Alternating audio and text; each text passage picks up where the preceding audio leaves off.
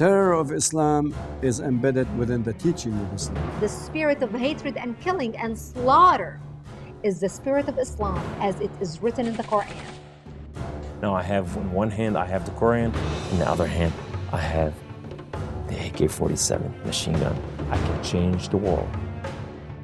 Islam has a plan to take over the world. They believe very strongly that they are going to create a worldwide Ummah, or nation of Islam. Plainly, the Muslims have a missionary agenda, and governments, Muslim governments like Saudi Arabia and Kuwait, are funding the evangelization of the West through videos, through booklets, through leaflets, and through many other programs. We're seeing Islamic societies seeking to impose a 7th century Arab worldview on everybody else. While they all know life is better in the West, they want to destroy the West.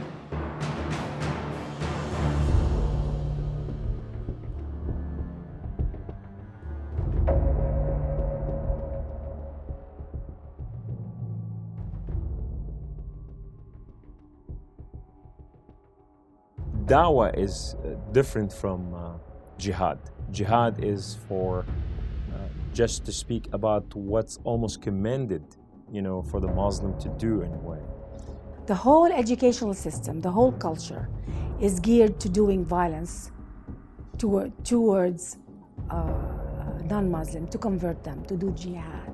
Dawah, on the other hand, is the evangelism of the Muslim, how they go from one country to another and they start pursuing Islam through building mosques, building Muslim, centers, just like it's happening all over the United States of America, buying homes and turning them to mosques. I can speak from experience from this mosque in Atlanta that I was involved with, from basically the early conception of the mosque through many years.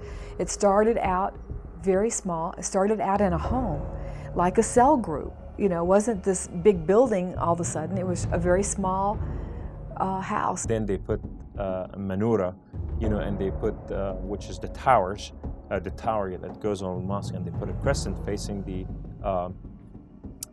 Mecca.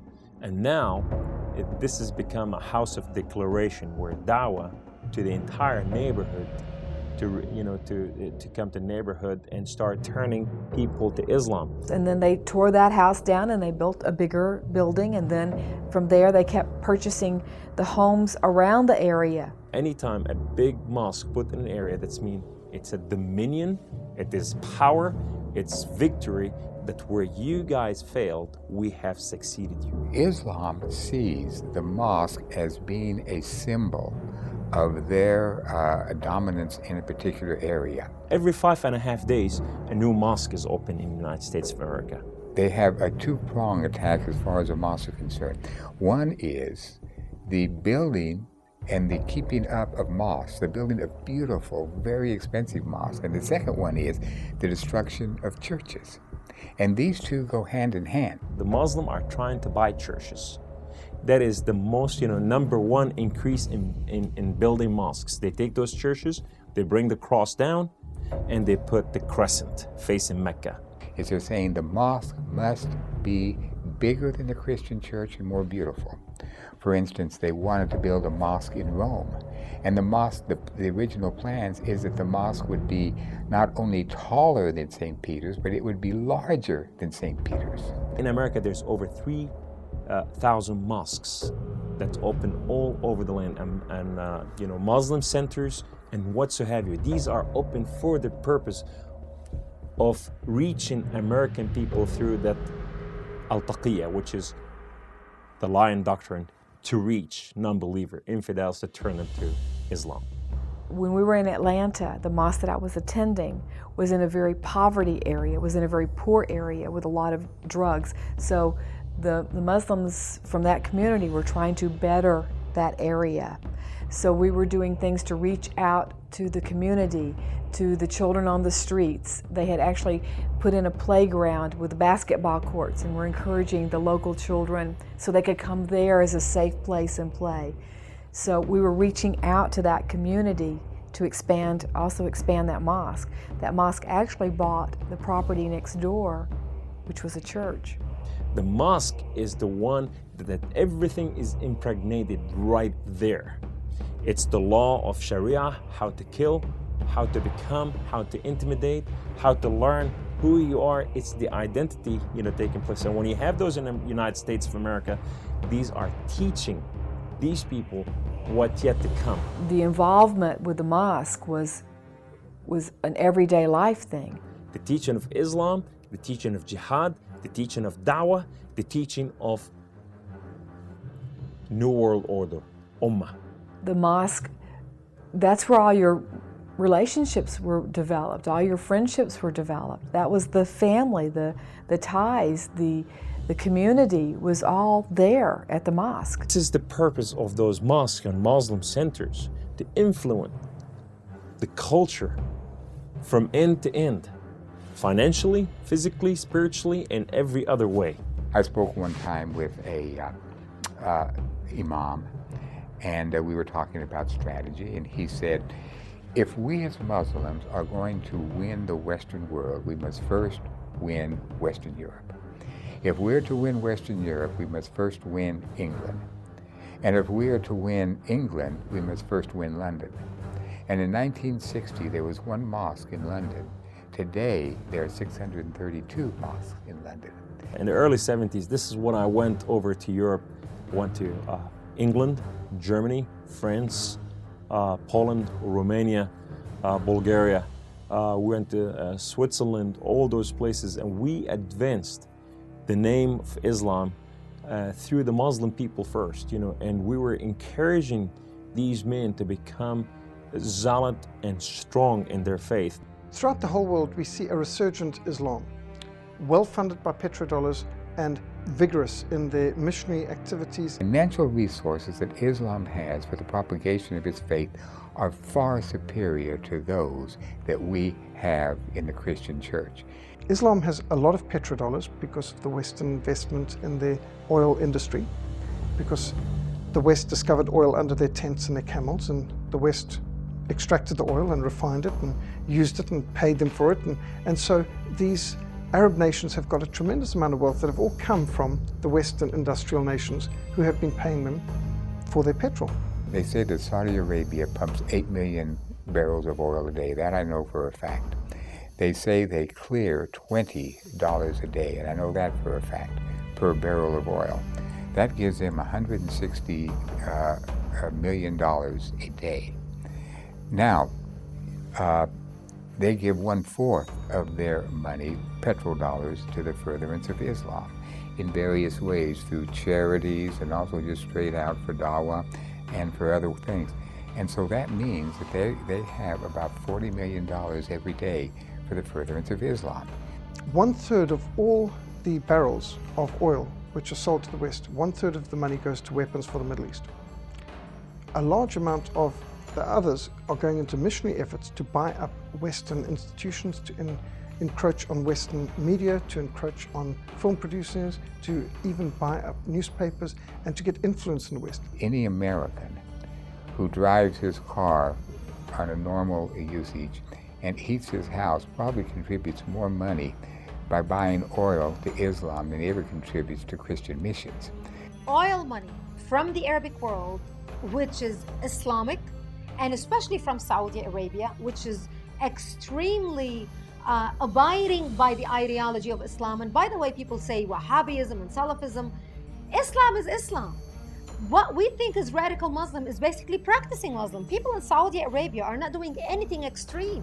They are just following the words of the Qur'an, the way Muhammad wanted his followers to follow the words of the Qur'an. 80% of the mosques in the United States are Wahhabi mosques, which means that they are radical mosques. Now, how did they get to that point? Well, they got to that point because the finances are flowing from the petrodollars into the World Muslim League, into Saudi Arabia, and over the United States. And if a mosque will become Wahhabi, then the next thing you know, they get aid and help from the Wahhabis, but they have to declare themselves a Wahhabi mosque. The Wahhabis are the most rigid, very rigid system of Islamic madras or school.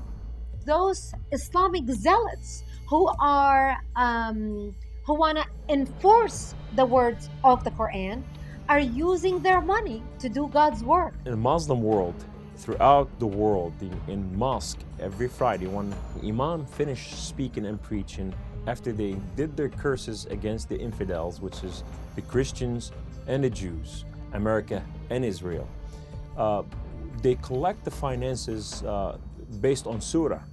The surah says if you could not fight, you must fight with your finances.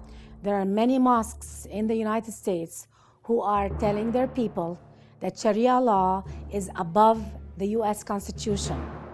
Mosques in your community, those mosques are nothing more but breeding territories and organizing factors and places of meetings for terrorist organizations to plot our destruction on American soil, in America, using our laws and our freedoms against us. Finances are raised by the millions from all those mosques, for jihad. What is jihad? When they call jihad, jihad is for the destruction of America and Israel, the great Satan and the small Satan. There is still a lot of anti-Semitism in Western mosques, in American mosques, in European mosques. There is a lot of hatred still. What they are preaching is the words of the Quran as written by the Prophet Muhammad, as said in the Quran, which the Muslims consider al-insan al-kamil, the perfect man. So when you hear words about kill the infidels and kill the Jews and take the enemy and cut off their heads and smite them on their fingers and toes because they disobeyed Allah, those are words taken strictly out of the Quran and preached in mosques on Friday. In all the major cities of America, in the mosques, they're bringing these sermons and these clergy, and you see them on the stage praising Allahu Akbar with their faces covered with knives in their hands, and you see the recitation of the Quran. The guy is standing up there and saying, فَإِذَا لَقَيْتُمُ الَّذِينَ كَفَرُوا فَضَرْبُوا الرِّقَابِ. If you meet the unbelievers, then smite off their heads. And the entire community saying, Allahu Akbar, Allah is great, Allahu Akbar, Allah is great. In our churches, we do not preach killing and beheading and smiting off of necks and cutting off of fingers and toes. We preach love, we preach forgiveness. So our children, from the time they are babies, they are taught to forgive. Do not judge others lest you be judged. I know that Americans don't like the idea of closing down a place of worship if it claims to be such. But if it is found that religious worship center is only a front for subversive terrorist political activities, then surely one just has to face facts and say, listen, if this mosque is being used for terrorist activities, it no longer is a religious center, it is now a terrorist cell, and it must be stamped out. The invasion must take place not in jihad only, but also in truth. What is the truth? The truth is a da'wah that comes through me, that I impart to them. Now they become that cell group, and that cell is living in behind the walls that nobody knew what they're doing. They are forming cells on our soil. They are networked, they nurture and meet together in mosques for their meetings, for their plotting. When people hear about Hamas and Hezbollah, they think Hamas is an 8,000 miles away problem. That's Israel's problem. People don't realize that of all the terrorist organizations that have set up shop on American soil in our country, and the top three are Al-Qaeda, Islamic Jihad, and Hamas. Hamas has the largest infrastructure on American soil. Hamas has cells in over 40 states in the United States. Hamas has cells in New York, in Massachusetts, in Washington, D.C., in Laurel, Maryland, in Potomac, Maryland, in Herndon, Virginia, in Raleigh, North Carolina, in Boca Raton, Florida, in Fort Lauderdale, Florida, in Cincinnati, in Oklahoma, in LA, in San Diego, in Santa Barbara, in San Francisco, and everywhere in between. And that's only Hamas. Houston alone has 65 mosques. So the infiltration of the American society is beyond belief. People don't realize that Hezbollah has 11 cells on American soil. Texas alone has 25 Hezbollah members, identified by our government as terrorists. Al-Qaeda and Hamas are working with the MS-13 gang, the notorious Mexican gang, in smuggling terrorists into our country using the Mexican border. Al-Qaeda is paying between $25,000 to $50,000 per terrorist to be smuggled through the Mexican border into the United States. Hezbollah is doing the same thing. They are sneaking into our country and they are immediately going to the major Arabic cities, major Arabic population in our country. They are going to Houston, Texas, Dearborn, Michigan, Miami, Florida, Washington, D.C., New York, and Los Angeles. They are marrying American citizens who are Muslims, who are related to Hezbollah and terrorists in the Middle East, who have American passports, and they are literally breeding terrorists on our soil. Why is permitted to the Muslim to marry an infidel woman? Because they can convert her to Islam. The Muslim today trying to get through that world, through the women world, to all the European countries and American countries to invade through the women. More women are coming to Islam than there are men. What Islam is doing is it's managing to take the West by marriage. When I married Muhammad, after several years into the marriage, him and his two brothers, all three married American Christian women. And it kind of surprised me because I would think they would want to marry the traditional woman from the Middle East. And so when I asked him why would him and his two brothers, all three, marry American Christian women, he addressed me and said, well, if we cannot take this country by force, we will take our time and take it through marriage. In the countries in Europe that I've traveled to, France, Germany, Britain in particular, we've noticed a trend where Muslims go out of the way, Muslim men go out of their way in order to court and marry Western women in order to get them, of course, they've got to convert to Islam, and then the children must be brought up as Muslims. And one can't help but believe that this has an evangelistic goal in Islam. It's got a goal in terms of jihad, because it seems from many of the writings that we've read of Muslim scholars that they are encouraging the Muslim men to do just this.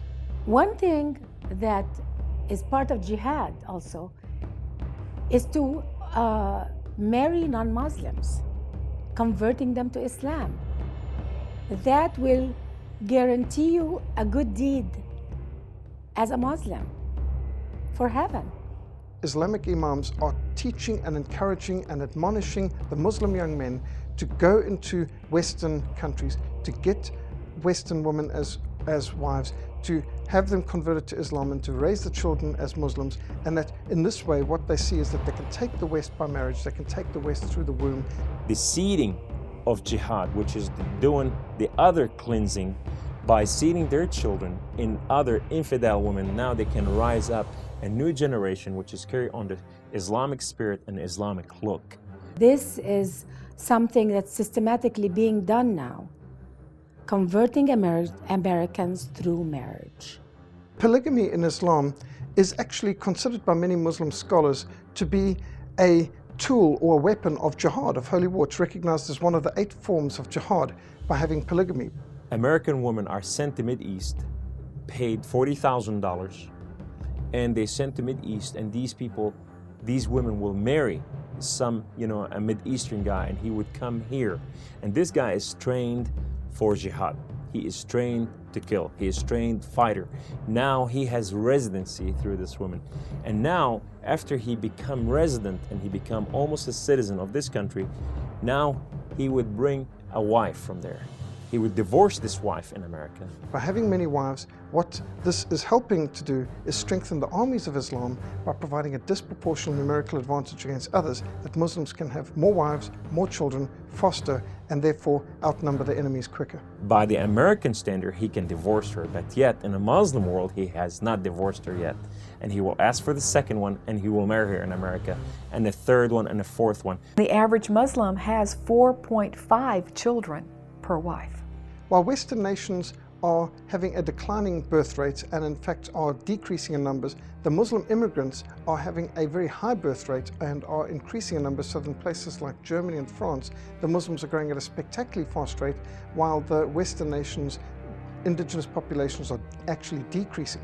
Man in Islam can marry 4 wives at one time, and we think, oh, that's not a problem here in the States. That's not going to happen. They can't marry 4 wives, but they do, because if they're married in a mosque, how are they going to know that they're married to more than one wife? And I've seen it firsthand through my own personal relationships that they're marrying more than one wife. A Muslim can marry 4 women. In Europe, it's happening in one form. In Mideast, happening in another form. In the United States, happening in another form. A man can have up to 4 wives, and in addition to that, he can have something called pleasure marriage, which is a temporary marriage. A marriage contract that can last for a few hours, whereby he can marry a belly dancer that he's attracted to, and it doesn't have to be recorded in the legal system. All you need is one witness. It could be a friend. When a Muslim man marries a real wife, now there's several different forms of marriage. There's a muta marriage, which is a one-night stand marriage. It can be as little as 24 hours to be married. And they can have as many of those marriages as possible. I call them concubines or one-night stands. They call it a real marriage. And they actually just do a little prayer with the woman, and the woman, yeah, why not? And everything's okay between them and God. So they can have as many of those as they want. But to have 4 wives, a wife they would actually take into the mosque and do the wedding ceremony, like I had a wedding ceremony with the certificate, they can only have 4 of those at one time. We have come across the example of temporary marriage. Muslim soldiers come into a village in the Christian south and they take temporary wives. They call it a temporary wife. And their wife must live with them while they are there. When they move to another village, they have a divorce. That's not a temporary marriage. That's nothing other than somebody being forcibly raped or being made a prostitute. But there is no concept of marriage here. They use the word marriage, but they don't have the concept of marriage that you get in Christianity or that any Westerner would recognize as a meaningful marriage. They can have, here in this country, 4 wives. It's recorded in the mosque, it's not recorded in the State Department. Under Sharia law, it is taught that a man may divorce his wife by mere verbal pronouncement, by 3 times saying, I divorce you, I divorce you, I divorce you. That's the procedure. No paperwork needed. Mere verbal pronouncement can finalize the divorce. All it takes for a divorce is, I divorce you, I divorce you, I divorce you. The woman does not have any similar rights to freedom from the man. A woman can't divorce her husband in Islam. The husband can divorce the wife, and he can divorce her for anything. When you have 4 wives at a time, when you can have concubines as well, when basically a man cannot commit adultery. Adultery is just a crime that a woman can commit. So Islam's whole concept of marriage is very much a chauvinistic, Saudi Arabian, 7th century religious concept. It is 7th century Arabian culture. It is not something that can translate into other religions or be acceptable in the West today. Muhammad had 12 wives. His youngest wife was 9 years old. His 3rd wife, Aisha, was in fact 6 years old when he married her and 9 years old when he consummated the marriage, according to the Hadith. This is the Muslims' own holy writings. This is not something some Christian has written about Muhammad, but this is the Muslims' own authoritative holy book. It even describes in the Hadith how Muhammad, when he took Aisha into his wedding tent, how she carried her dolls with her.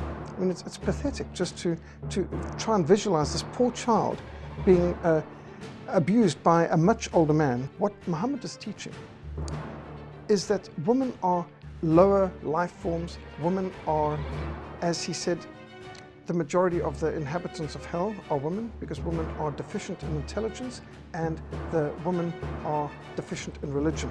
And so Muhammad taught a very contemptuous view of women, and you can see it even in his own life. The women's right in the Muslim world is really not strong enough. It's not on the side of the woman. The woman she's not important in the Muslim world. You know, as Muhammad referred in the Qur'an, she's your ground. You do whatever you want. Women are made for the man, and the man can do what he wants with them, and they are a field for the man to plow in any way he wants, quote unquote, from Muhammad. Women don't have the same rights as men. The testimony of a woman is not the same testimony of a male. It takes 2 women to testify for 1 man. Why? Because the Prophet Muhammad said woman has half a brain. So it takes 2 women to equal the testimony of 1 man. Under Sharia law, a woman really has very little rights. Women don't have property rights at all. You know, in a way, what 1 man receive, it's equal to 2 women. A Muslim girl inherits half what her brother inherits. It's always less for a woman under the Muslim Sharia law. Under Sharia law, a woman's testimony is not valid in court against a man's. A non-Muslim's testimony is not valid against the Muslims. Sharia law, I believe, is very oppressive to women. This is a 7th century law that the Arabian Peninsula tribes lived under. in many Muslim countries, time and again, women who are victims of rape end up being condemned by the courts and stoned to death, or killed, buried up to the neck in sand and stoned to death. All kinds of executions such as this, simply because of Muhammad's teaching that a woman's testimony is not valid in court against a man's. In an Islamic world, if a woman is raped, if a Muslim woman gets raped, she have to furnish 4 witnesses, that these witnesses saw that this man raped her. If she could not furnish 4 witnesses, then the Sharia law rises against her. She is condemned by Sharia is a liar. But on the other hand, the man, if something happened, if this woman came and accused him, you have to furnish 2 men and say, I did not sleep with her. I was sitting somewhere else with these 2 men. And so therefore, the court will take the side of the man before it takes the side of the woman. Under Sharia law, a man's testimony is always to be taken and a woman's testimony is to be discounted. A so-called honor killing happened in northern Iraq. If a woman did something, one thing or another, a woman will be, the father will invite the entire neighborhood, the entire family, and he will put her in his footsteps of the house, and he'll slit her throat. And by slitting her throat, he cleansed the family's name right there. That's permissible to do that cleansing for the family's name. But on the other hand, if his son did something, the father will not kill the son. Islam has a very low view of women, a very low view of marriage. It can be argued that Islam has no concept of marriage at all, but only really a license to mate. A woman under Islam is basically less than an animal. She is completely the property of a man. She has no say-so over her life. Women have no value. In fact, in many places of the Middle East, men still pay more for their horses than they do for their wives. Under Sharia law, a woman cannot own property. A Muslim woman after marriage, when she is married, her father wants to make sure that his property and his daughter's property does not go to a second, third, or fourth wife and her children. Under Sharia law, all the children of the marriage belong to the husband. The woman has no such rights. The children become the property of the father under Islam. They must become Muslims under Islam. Under Islam, it teaches that a man may beat his wife. Now, there's no authority for a wife to beat her husband. A man may beat his wife. In fact, he should beat his wife with a stick. Muhammad taught this. I did experience all types of abuse, from physical to verbal, even to sexual abuse. So it was very prevalent in the religion. Again, it wasn't a weekend thing, and I never say all Muslim men beat their wives. I've never lived in all Muslim men homes, nor do I say all Christian men don't. But I do say abuse is wrong, and in Islam it says and encourages, if a woman is out of order, to correct her by beating her. Muhammad also taught that a man is to beat his wife regularly with a stick. So beating your wife is taught as acceptable in Islam. In Islam, it's encouraged to beat the wife if she is in rebellion. It wasn't like Muhammad would beat me every single weekend. But in Gwinnett County, in the county that I lived in alone, I had 6 counts of abuse filed in a 15-year period. It sounds like nothing, but if anyone understands an abuse victim, they don't file a complaint every time we get pushed or hit or shoved or beaten. If a Christian man or a Buddhist man or an atheist man or anybody goes into court because his wife takes him in there because he rapes her, he abuses her, he kills her in the name of honor, that man, if he was not Muslim, will be thrown in jail and charged with a crime. But a Muslim man is given a free pass because under his Islam, his wife is his property. He is allowed to beat her. Actually, the Qur'an goes in detail on how long of a stick you can use to beat your wife under different circumstances. وذكر البعض الآخر بأنه يضربها بالسواك وفسرها البعض الآخر بأنه مو المقصود السواك بقدر ما المقصود إنه العصا تكون بغلظ السواك. People ask, well, why did he beat you? Well, it was over stupid things. One time I'd put a carpet in the wrong place. Was it not where he wanted the carpet? And I was standing at the top of the stairs looking down. He got angry because I'd put it here instead of here, and he knocked me down a flight of stairs. Another time is he couldn't find the coffee, and so I got slapped and knocked down because of the coffee wasn't in the right place. So it could be anything that set them off. Even if I ask any questions like, where were you last night? You see, I was not allowed to ask the questions. He could ask me 20 questions for where I'd been all day long, but it was never my business where he'd been all through the night. We should not stand for human rights abuses, for disrespect of women in our society, because we are a Western society. If those Muslims do not like our laws, do not like the way we respect women or we elevate women into the same place of a man, then maybe they should not live in Western society. If the West is going to allow Sharia law to rule, even rule Muslims, it means they have allowed cruel and unusual punishment. They have allowed the discrimination against women. They have allowed the second-class citizenship of others. The Muslim Middle East has the least amount of freedom and the worst oppression, the worst human rights records imaginable anywhere. When we see in America today that Muslims are going to courts and they are asking the courts to not intervene in domestic abuses or domestic problems because they want to settle it under Islamic court, you have a man in a Western society who beats his wife, who beats his children, who abuses her, who rapes her, and when she goes to court to defend herself, the Muslim lobby groups are coming in and saying, no, we need to settle it under Islamic law, under Sharia law, because these are Muslims. A true Muslim who wants to obey Sharia laws cannot function in America. Sharia law is not compatible with democracy. You cannot bring democracy to a Muslim society for the simple reason they do not have the worldview in which to support it. And this is one of the tragedies that it appears many people in our State Department simply never understood, that you cannot impose it. There has to be a worldview change before you simply impose a political structure. Islam is not just a religion. It is a political system that discriminates against many people. If the West accommodates this under freedom of religion, they are accommodating an ideology that rejects democracy.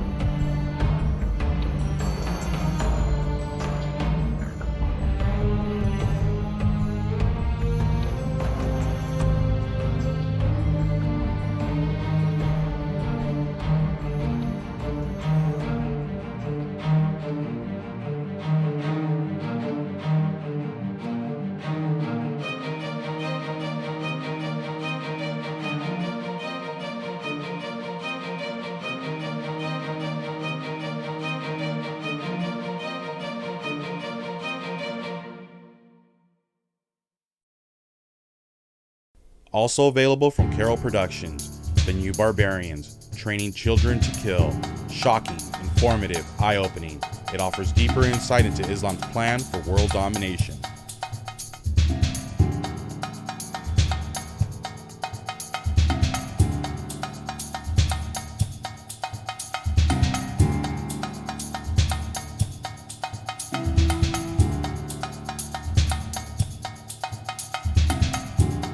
To purchase this and other informative resources, visit caroltv.com.